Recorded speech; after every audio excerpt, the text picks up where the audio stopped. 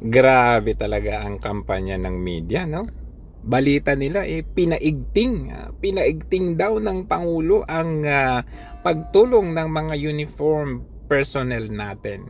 Pinaigting ng Armed Forces of the Philippines, gayon din katuwang ang iba pang uniform service personnel, yung humanitarian assistance at disaster response sa iba't ibang bahagi ng bansa dahil nga sa epekto ng Bagyong Christine. Ngayon, puntahan natin yung Philippine Air Force. Ito na yung video, no, na kinuha nila sa Philippine Air Force. Mapapansin niyo iilan lang naman sila dyan.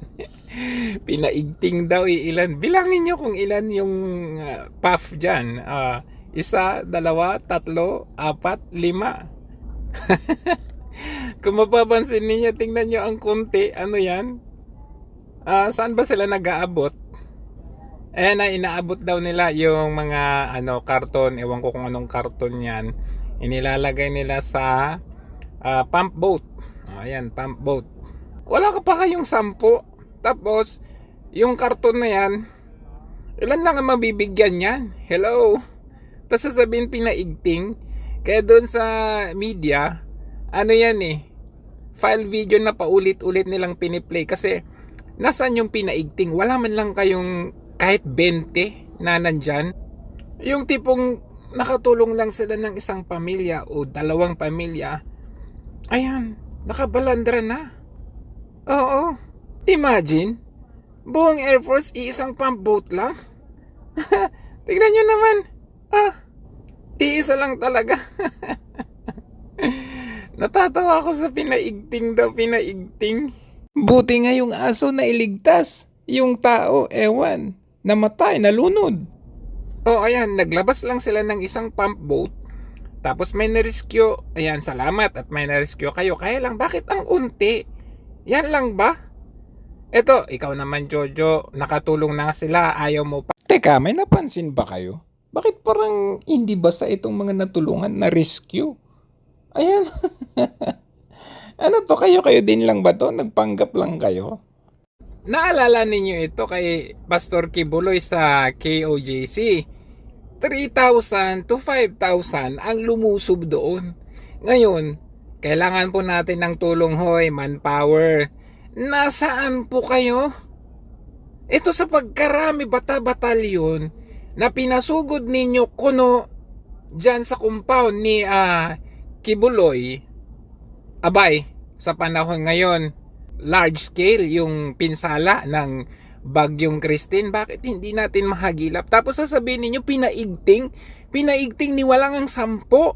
Pero dito, libo-libo.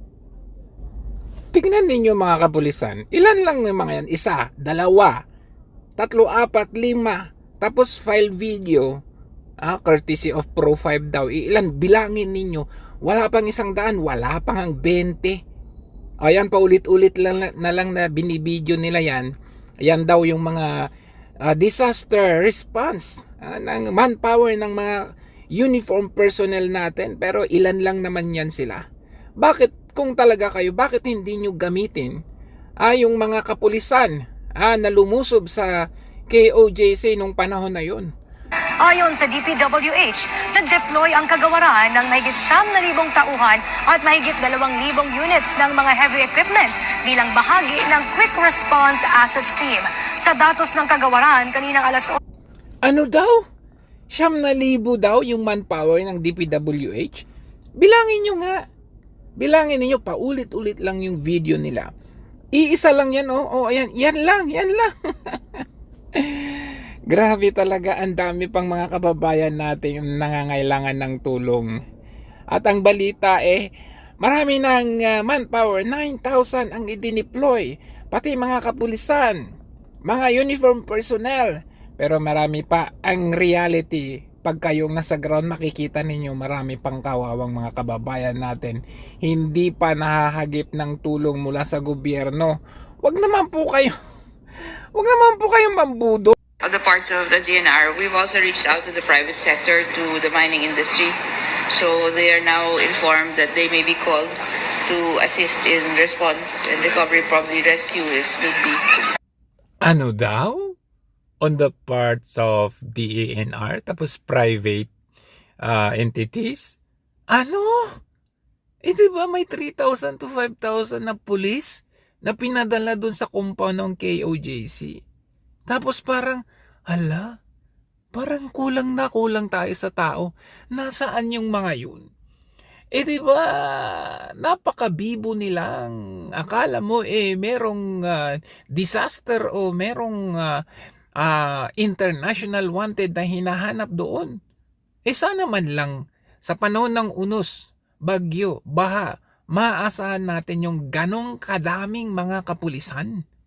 At saka, asan ba yung EDCA? Ano bang sabi ng EDCA noon? All of the EDCA sites are sovereign Philippine territory. And the projects that were selected were designed to be able to do immediate response for humanitarian assistance. But economic cooperation, humanitarian assistance, critical infrastructure. Completely rehabilitating that airfield. Now that can be used in the event of military support for a civilian-led disaster relief operation. O, diba? Ang sisinungaling nila. Yan, mga kano. Yan, si Bangag. Ang gobyerno ngayon, ang sisinungaling nila. Asahan ninyo, hindi tayo masaya na marami nating kababayan dito sa Pilipinas na kawawa at nangangailangan pa ng tulong, agarang tulong, pero ang gobyerno natin tulog. Asahan ninyo, marami pa yan. Pero ang ibabalita sa media, pinaigting. Nagpadala na ng rescue. Kumusta po kayo dyan? Is the storm? What is the